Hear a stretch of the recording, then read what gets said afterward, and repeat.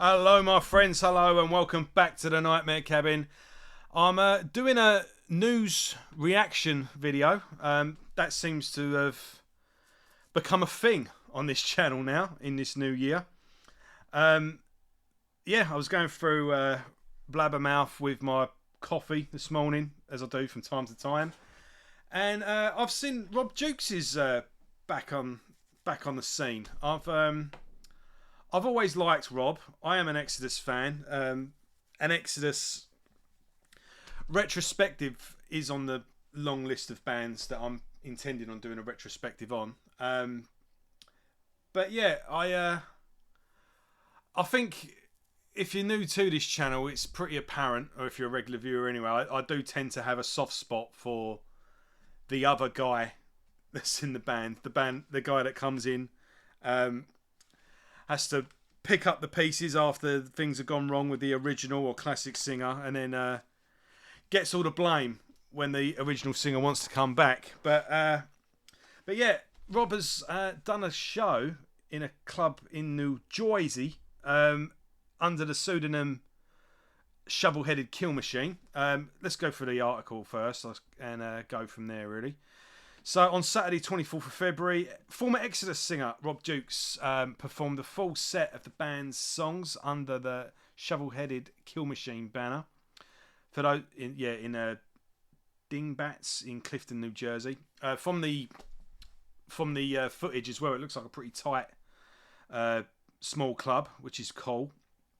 So he's done a set of Exodus songs from his era of the band, and it just closes with A Lesson in Violence for good measure. That's a classic from the debut album. Should we go through the set list? 44 magnum opus, Iconoclasm, I Am Abomination, March of the Sycophants, Children of a Worthless God, Defatamine, I think I got that right. The Ballad of Leonard and Charles, The Sun Is My Destroyer, underrated song. Burn Hollywood Burn, Now Thy Death Day Come, Shovel-Headed Kill Machine, and as I mentioned earlier, A Lesson in Violence at the end. And then it kind of gives you a history of Rob's time in the band and a couple of snippets of interviews and all the rest of it. So I've got grabbed what he did go through. So yeah, he did Shovel-Headed Kill Machine, which he's obviously took the title from. Awesome artwork. I'm always looking for a long sleeve of that artwork. Then not quite sure.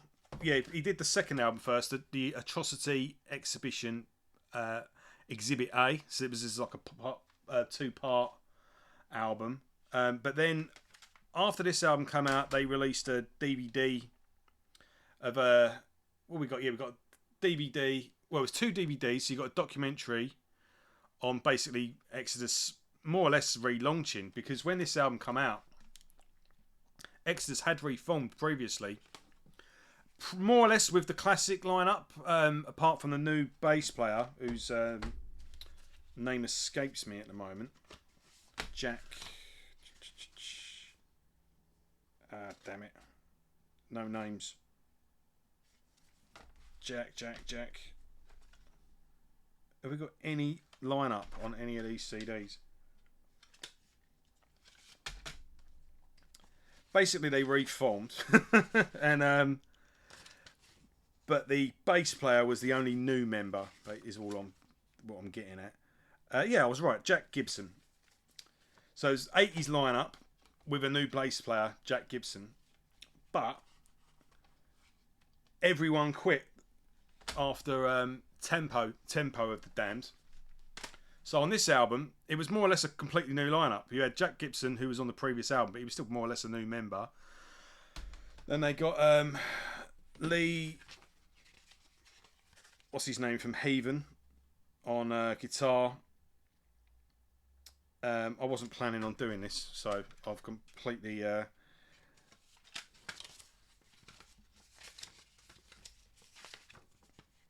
Yeah, right, let's go through it. So we got Lee Altus on guitar. He's from Heathen. Then they got new vocalist Rob Dukes, and on this album as well, Paul Bostoff actually joins this album. It was just a one-off album because Tom had a back injury at the time, so he did eventually come back for this album. He came back for this album, but yeah, on this it's actually Paul Bostoff, and then jumped ship and joined Testament for one album, and then he eventually rejoined Slayer. But yeah, no, scathing, awesome modern thrash album. Then they pick things up, go a bit more melodic on this one as well. Rob sort of comes into his own as a vocalist as well. Then they put out a DVD tour, like concert and documentary package. Really good. It basically documents the whole relaunching of the band. Then they put out Exhibition B. This was a good album, but it was bloody long. It could have done with a bit of filing down. And then, as I mentioned a few weeks ago with Anthrax, John Bush, the last thing they did with him, they re-recorded Bonded by Blood with the current lineup at the time at least, and that was controversial as well.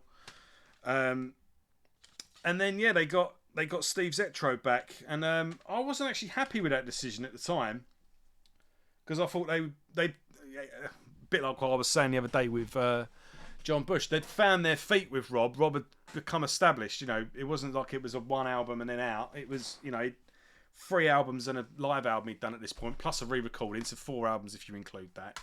Up to you if you include that. And I thought it was a bit of a step back, but I do actually like the 2 albums they've done with Steve since. I've seen them with Steve since, so I'm okay with it now, and I've accepted it. But I did have a soft spot for Rob, and I was banging the drum for ages that Kerry King should have hired Rob for his new band. Obviously, that message didn't get to him, and I still think he is perfectly suited for it. But with the recent Slayer news, it looks like it's all sort of dead in the water anyway. So maybe he dodged a bullet there. Who knows? But I'm just saying, I'm okay with this. I'm glad this has happened. I'm hoping it's not a one-off. And yeah, if they were playing London tomorrow, I'd go to that show and a shot. And looking at these video snippets of the concert as well, the gig, he's got a shit hot band with him, and the drummer is phenomenal. I mean, the guitar, it's a really good band. The guitarists are shredding. That I can't see why this would just be a one-off show, because these weren't exactly easy songs to play. They're quite, this part of this era of Exodus, the songs are bloody long and technical, and so yeah, that would have taken quite a bit of practice to get together just for one show. Although it does say one night only on the poster, but that don't mean anything, does it? It's one night only at that club. One night only as in it's not part of a tour.